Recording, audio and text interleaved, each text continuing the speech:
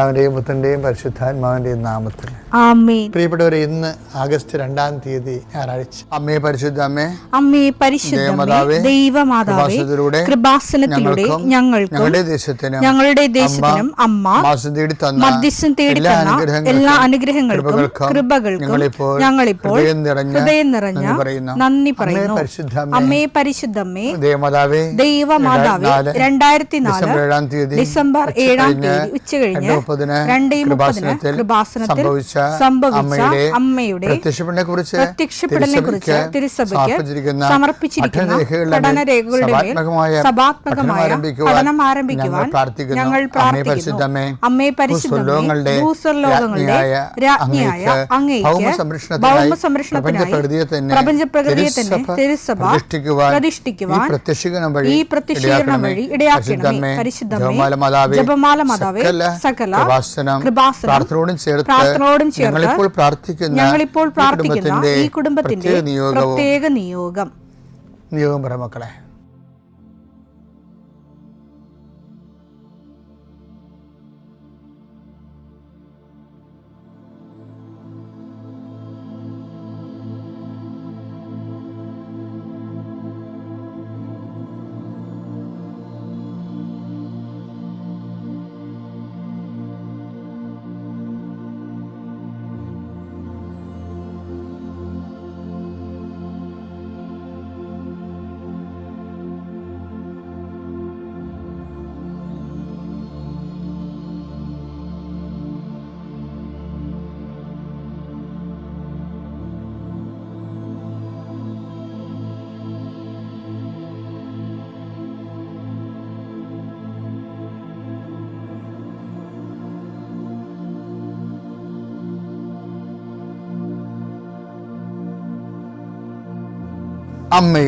അമ്മയുടെ പ്രത്യക്ഷീകരണത്തിന്റെ ഈ അനുഗ്രഹവേളയിൽ ഞങ്ങൾക്ക് സാധിച്ചു തരുവാൻ കനിയണമേ. ആമേൻ. വിശ്വാസ പ്രമാണം. സർവശക്തനായ പിതാവും ആകാശത്തിന്റെയും ഭൂമിയുടെയും സൃഷ്ടാവുമായ ദൈവത്തിൽ ഞാൻ വിശ്വസിക്കുന്നു. അവിടുത്തെ ഏകപുത്രനും ഞങ്ങളുടെ കർത്താവുമായ ഈശോമിശിഹായിലും ഞാൻ വിശ്വസിക്കുന്നു. ഈ പുത്രൻ പരിശുദ്ധാത്മാവിനാൽ ഗർഭസ്ഥനായി കന്യകാമറിയത്തിൽ നിന്ന് പിറന്ന് പൊന്തിയോസ് പീലാത്തോസിന്റെ കാലത്ത് പീഡകൾ സഹിച്ച് കുരിശിൽ തറയ്ക്കപ്പെട്ട് മരിച്ച് അടക്കപ്പെട്ട് പാതാളങ്ങളിൽ ഇറങ്ങി മരിച്ചവരുടെ ഇടയിൽ നിന്ന് 3-ാം നാൾ ഉയർത്ത് സ്വർഗത്തിലേക്ക് എഴുന്നള്ളി സർവശക്തിയുള്ള പിതാവായ ദൈവത്തിന്റെ വലതുഭാഗത്തിരിക്കുന്നു. അവിടെ നിന്ന് ജീവിക്കുന്നവരെയും മരിച്ചവരെയും വിധിക്കുവാൻ വരുമെന്നും ഞാൻ വിശ്വസിക്കുന്നു. പരിശുദ്ധാത്മാവിലും ഞാൻ വിശ്വസിക്കുന്നു. വിശുദ്ധ കത്തോലിക്കാ സഭയിലും പുണ്യവാന്മാരുടെ ഐക്യത്തിലും പാപങ്ങളുടെ മോചനത്തിലും ശരീരത്തിന്റെ ഉയർപ്പിലും നിത്യമായ ജീവിതത്തിലും ഞാൻ വിശ്വസിക്കുന്നു. ആമേൻ.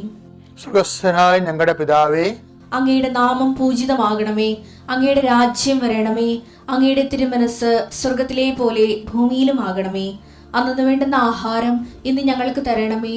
ഞങ്ങളോട് തെറ്റ് ചെയ്യുന്നവരോട് ഞങ്ങൾ ക്ഷമിക്കുന്നത് പോലെ ഞങ്ങളുടെ തെറ്റുകൾ ഞങ്ങളോടും ക്ഷമിക്കണമേ.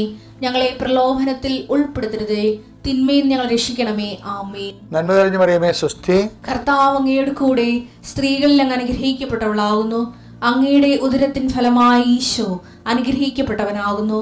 പരിശുദ്ധ മറിയമേ, തമ്പുരാന്റെ അമ്മേ, പാപികളായ ഞങ്ങൾക്ക് വേണ്ടി ഇപ്പോഴും ഞങ്ങളുടെ മരണസമയത്തും തമ്പുരാനോട് അപേക്ഷിക്കണമേ. ആമേൻ. കർത്താവേ, നിന്റെ ഉന്നതമായ നാമത്തിന് സ്തോത്രം ചെയ്യുന്നു. കർത്താവേ, നിന്റെ വിശുദ്ധ പൗരോഹിത്യത്തെ മഹത്വപ്പെടുത്തണം. കർത്താവെ, സഭയിലുള്ള സാന്നിധ്യം പ്രകടമാക്കണം. 40 വർഷം അർപ്പിച്ച കൃപാന്റെ യുഗതിയായി കൃപാസ്ഥാനത്താരെ ജീവനോടെ പ്രത്യക്ഷപ്പെട്ട പരിശുദ്ധ അമ്മയുടെ മാധ്യസ്ഥത്തിലെ കർത്താവെ, ഈ ദിവസം വെളുപ്പാങ്കാലത്ത് എഴുന്നേറ്റിരുന്നത് കൂടുന്നവരുണ്ട്. സമയം രാവിലെ ഇപ്പോൾ കിട്ടാത്ത കാരണം പിന്നീട് കൂടുന്ന മക്കളുമുണ്ട്. ആരായാലും ശരി കർത്താവെ, അവരെ നീ ആശീർവദിക്കണം. ഇന്നത്തെ ദിവസം അവരുടെ അശ്രദ്ധ കൊണ്ടായിരിക്കും ചിലപ്പോൾ സമയത്ത് അവരത് ഓർത്ത് കാണത്തില്ലായിരിക്കും. പക്ഷെ അകപ്പെട്ടു പോയി. അങ്ങനെയുള്ളവരെ കർത്താവ് ശിക്ഷിക്കരുത്. മനുഷ്യൻ്റെ അകപ്പെട്ടു പോയ ഇടങ്ങൾ തോറ്റ് പരീക്ഷയുടെ പാതാളത്തിൽ പോയ ആൾക്കാരുണ്ട്.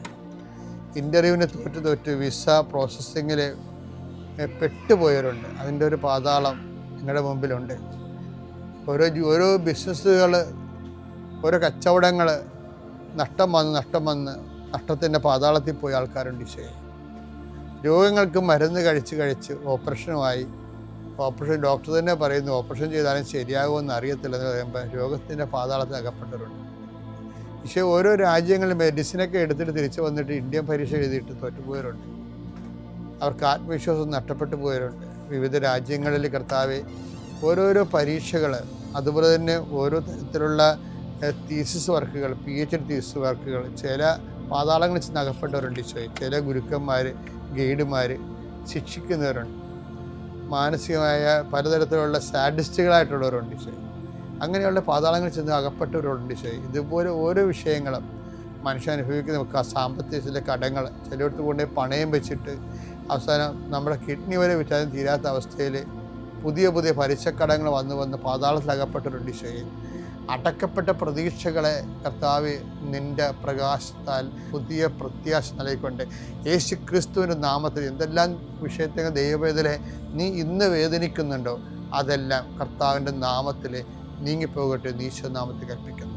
നിത്യം പിതാപുത്രനും പരിശുദ്ധാത്മാശ്വര എന്നേക്കും ആമേൻ. എൻ്റെ പ്രിയപ്പെട്ടവരെ, പിന്നെ നമ്മുടെ ജീവിതത്തിലെ ചില സമയത്തുണ്ടല്ലോ നോ ഐഡിയ. കഴിഞ്ഞ ദിവസം ഒരു വ്യക്തി എന്നോട് ചോദിച്ചേ, അച്ഛാ ഞാൻ നേഴ്സിങ്ങിന് പോകണ അതാ CAക്ക് പോകണ എന്ന് ചോദിച്ചു. തണ്ടിൻ്റെ പരീക്ഷ എഴുതി മടുത്തെന്ന് പറയാം. I know idea. അപ്പോൾ അവർക്ക് ഞാനൊരു മെസ്സേജ് എടുത്ത് കൊടുത്ത്, പക്ഷെ മെസ്സേജിൻ്റെ അകത്ത് ബ്ലോക്ക്, ഒരേ പോസിറ്റീവ് നെഗറ്റീവ് ഒരുമിച്ച് കയറി വന്നപ്പോൾ ബ്ലോക്കായി. അപ്പോൾ ഞാൻ ചോദിച്ചു നീ ഉടമ്പടി ഉഴപ്പിയല്ലേ ചോദിച്ചത്. ഉടമ്പടി ഉഴപ്പി. അപ്പോൾ ചിലർക്കൊക്കെ എന്നാ ധൈര്യമാണെന്ന് അറിയാമല്ലോ, ഉടമ്പടി ഉഴപ്പിട്ട് അടുത്താരെ കയറി വന്നേക്കും ആ ഒരു മെസ്സേജും ചോദിക്കും. അപ്പോൾ ഇതിൻ്റെ കണ്ണീരും കടത്തിലും കണ്ടപ്പോഴാണ് ഞാൻ മെസ്സേജ് എടുത്തത്. പക്ഷേ മെസ്സേജ് ബ്ലോക്ക് ചെയ്തപ്പോൾ ഞാൻ പറഞ്ഞു ഉടമ്പടി ഉഴപ്പാണ് എന്ന് പറഞ്ഞു. എന്നുവെച്ചാൽ ഉടമ്പടി ഉഴപ്പൊന്നുമില്ല, ഉടമ്പടിയിലല്ല അവർ നേരത്തെ എടുത്തിട്ടുണ്ട്, ഇപ്പോൾ എന്തോ പുതുക്കിയിട്ട് ഇപ്പോൾ കയറിയിരിക്കണമെന്ന് തോന്നുന്നു. ഉടമ്പടിയായിട്ടൊന്നും ചെയ്യരുത് കേട്ടാ, അത് ദൈവമായിട്ട് ചെയ്തിരിക്കുന്ന കാര്യങ്ങളാണ്. നിങ്ങൾക്ക് പുഴം കളിക്കാനുള്ളതല്ലത്, അതെല്ലാം കറക്റ്റ് റീഡിങ്സ് ഉള്ളതാണ്. ഒരു വിഷയത്തിലേക്ക് വരുമ്പോഴായിരിക്കും അത് എന്താ സംഭവിച്ചതെന്ന് പറയത്തുള്ളൂ. എന്താ ഞാൻ ഇപ്പോൾ ഇങ്ങനെ പറയാൻ കാര്യം അറിയാമോ, ഈ മേരി മേഡൻ്റെ ഭാഗം നമ്മൾ ഇന്നലെ വായിച്ചില്ലേ, അത് ഏറ്റവും ടോപ്പ് സംഭവം. നമ്മൾ അതിൻ്റെ ഒരു മെസ്സേജ് കൂടി അതിൻ്റെ അകത്തുണ്ട് ഇല്ലേ. ഇവർ തോട്ടക്കാരോട് പറയുന്നൊരു വാക്കുണ്ട്, എവിടെയാണ് വെച്ചിരിക്കണമെന്ന് എനിക്കറിയത്തില്ലെന്ന്. എൻ്റെ കർത്താവിന് അവരെടുത്തുകൊണ്ട് പോയി, എവിടെയാണ് വെച്ചിരിക്കണമെന്ന് എനിക്കറിയത്തില്ല. യോഹന്നാൻ 20:13 അവർ അവളോട് ചോദിച്ചു, സ്ത്രീയെ എന്തിനാണ് ചോദിക്കണേ, നീ എന്തിനാണ് കരയണത്? അവൾ പറഞ്ഞു, എന്റെ കർത്താവിനെ അവർ എടുത്തുകൊണ്ടുപോയി, അവർ അവനെ എവിടെയാണ് വെച്ചിരിക്കുന്നത് എന്ന് എനിക്കറിഞ്ഞുകൂടാ. അപ്പൊ നിങ്ങളവർക്ക് ഇങ്ങനെ മാലാഖ ചിറകും വെച്ച് അവിടെ ഇരിക്കണമെന്ന് അങ്ങനൊന്നും അല്ല. അപ്പം ഞാൻ പരിശുദ്ധ അമ്മയെ കണ്ടില്ലേ. അപ്പോൾ ഈ മേഖല എന്ന് പറയുന്നത് ഭയങ്കര വിചിത്രമായൊരു മേഖലയാണ്. നമുക്ക് ഈ മേഖലയെക്കുറിച്ച് വലുതായിട്ടൊന്നും അറിയത്തില്ലെന്നേ ഉള്ളൂ. എന്നിട്ട് നമുക്കറിയാവുന്ന പൊട്ടത്തരങ്ങൾ വലിയ ആഘോഷമായിട്ട് യുക്തിവാദം പോലെ പറയണതേ ഉള്ളൂ. ഒരു കഥയില്ല. അതായത് ഈ സംഭവങ്ങളൊക്കെ അവളുടെ മനസ്സിൽ ആ സമയത്ത് വന്നിട്ടുള്ളതാണ്. ഇതെല്ലാം അവളുടെ കമ്മ്യൂണിക്കേഷൻ, എന്തുമാത്രം ആൾക്കാർ ദൈവത്തോട് സംസാരിക്കണം. ഒന്നെങ്കിൽ യോഹന്നാൻ ഇവളുടെ ഈ ദൈവത്തിലുള്ള അന്തർഗതങ്ങളെ ഫിഗറൈസ് ചെയ്തിരിക്കണം. അല്ലെങ്കിൽ ഈ സംഭവം കറക്റ്റായിട്ട് ആക്ച്വലായിട്ട് ഇവിടെ കണ്ടിട്ട് വിഷയമാണ്. ഇവിടെ ഈ ഉടമ്പടിയിലൂടെ എന്തുമാത്രം മനുഷ്യരാണ് അമ്മ മാതാവ് സംസാരിക്കുകയും സഞ്ചാരി മാതാവിൻ്റെ സാന്നിധ്യം അനുഭവിക്കുകയും ചെയ്യണത്.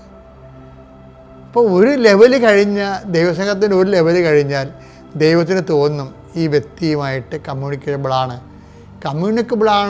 തിന്നേല ഇവൾ പിന്തിരിഞ്ഞ് പോകത്തില്ല എന്നൊക്കെ ദൈവത്തിനൊരു സെക്യൂരിറ്റി കിട്ടിക്കഴിഞ്ഞാൽ ദൈവം നമ്മോട് സംസാരിക്കുന്നതിന് ഒന്നും ഒരു കാര്യമില്ല, ഒരു തടസ്സമില്ല. ഇപ്പം എന്താ ഇങ്ങനെ പറഞ്ഞത്, ഇവള് പറഞ്ഞത് എനിക്കൊരു ഐഡിയ ഇല്ലെന്നാ പറയണത്. അവർ അവനെ എവിടെയാണ് വെച്ചിരിക്കുന്നത് എന്ന് എനിക്കറിഞ്ഞുകൂടാ. അപ്പം ഇത് വായിച്ചപ്പോൾ പരിശുദ്ധാത്മ പറയണതേ നോ ഐഡിയ.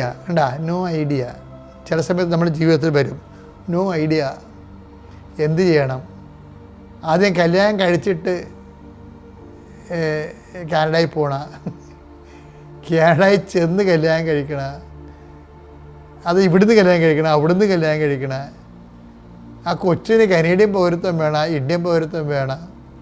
അത് നമ്മൾ കനേഡയിലൂടെ താമസിക്കാൻ ഉദ്ദേശിച്ചില്ലെങ്കിൽ കുഞ്ഞിനെ അവിടെ സ്വിറ്റ്സർലൻഡ്, അയർലൻഡ്, വേറെ എവിടെയെങ്കിലും സ്വിറ്റ്സർലൻഡിൽ പോകാൻ പറ്റുമോ? ഇങ്ങനെ ഒരു ഐഡിയ ഇല്ല സമയം നമ്മുടെ ജീവിതത്തിൽ ഒരു ഐഡിയ. അപ്പോൾ അവൾക്ക് ധൈര്യമായിട്ടുള്ള മാത്രമല്ല, നമ്മൾക്കും എന്ത് കച്ചവടം ചെയ്യണം, അത് ചെയ്താൽ വിജയിക്കുമോ, നഷ്ടം വരുമോ, ഇയാളുമായിട്ട് നമുക്ക് കച്ചവടം ചെയ്യണോ, ഒരു ഐഡിയ ഇല്ല.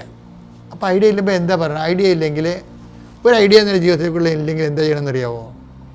അടുത്തൊരു സ്റ്റെപ്പ് മേരി മാഗ്ദലിൻ പറയുന്ന ഒരു പ്രൊവിഷനുണ്ട്. മാഗ്ദലിൻ പ്രൊവിഷൻ എന്ന് ഞാൻ പറയാൻ ആഗ്രഹിക്കുകയാണ്. എന്താണെന്നറിയാമോ? എൻ്റെ കർത്താവിനെ അവർ എടുത്തുകൊണ്ട് പോയി, എവിടെയാണോ വെച്ചാൽ എനിക്കറിയത്തില്ല. പിന്നെന്താ പറയണത്? എവിടെയാണെന്ന് എന്നോട് പറഞ്ഞാൽ ഞാൻ വന്ന് എടുത്തുകൊണ്ട് പോകാം. അതാണ് സംഭവം. ഹെവി ഡ്യൂട്ടി, ഒരു ഹെവി ഡ്യൂട്ടി ആയിട്ടുള്ള പ്രേക്ഷിത പ്രവർത്തനം ഏറ്റെടുക്കണം അവൾ. ഇവൾ സിംഗിൾ പേഴ്സണായിട്ട് ചെന്നിട്ട് കർത്താവിൻ്റെ ഡെഡ് ബോഡി എടുത്തുകൊണ്ട് പോകുന്നുള്ളതെന്നാണ് പറയണത്. അതിന് ദുർഗന്ധം ഉണ്ടാകും, ചേർത്തതായിരിക്കും, എടുത്ത പൊങ്ങത്തില്ല, അതൊന്നും അല്ല പ്രശ്നം. അവളുടെ ഇച്ഛാശക്തിയാണ്. അത് എടുക്കാനുള്ളൊരു മാനസിക താല്പര്യം കാണിക്കുമ്പോൾ പെട്ടെന്ന് ഈശോ വിളിക്കും, മറിയാം. ഞെട്ടിപ്പോ അവൾ റബ്ബൂനി എന്ന് വിളിക്കും. കാര്യം എന്താണ്? ഈ മറിയോ എന്നുള്ള വിളി എങ്ങനെ വന്നാണെന്നറിയാവോ? എങ്ങനെ വന്നാണ്? ഈ ഞാൻ എടുത്തുകൊണ്ട് പോയിക്കൊള്ളാമെന്ന് പറഞ്ഞതിൻ്റെ മുമ്പിൽ കർത്താവിനെ വെളിപ്പെടാതിരിക്കാൻ പറ്റാത്തൊരവസ്ഥ വന്നു. നിൻ്റെ ജീവിതം അങ്ങനെയാണ്. നിനക്ക് വഴിമുട്ടിപ്പോയ ഒരു ഐഡിയ ഇല്ലെങ്കിൽ ഉണ്ടല്ല, ഒരു ഹെവി ഡ്യൂട്ടി എങ്ങോട്ട് എടുത്തേക്കണം കർത്താവിന് വേണ്ടി. എൻ്റെ പൊന്നുമോളെ, കർത്താവ് നേരിട്ട് പ്രത്യക്ഷപ്പെട്ട് നിനക്ക് വഴി പറഞ്ഞു തരും. അതാണ് ബൈബിള്. യോഹന്നാൻ 20:15. 20:15. അത് തോട്ടക്കാരനാണെന്ന് വിചാരിച്ച് അവൾ പറഞ്ഞു. പ്രഭു അങ്ങ് അവനെ എടുത്തുകൊണ്ട് പോയെങ്കിൽ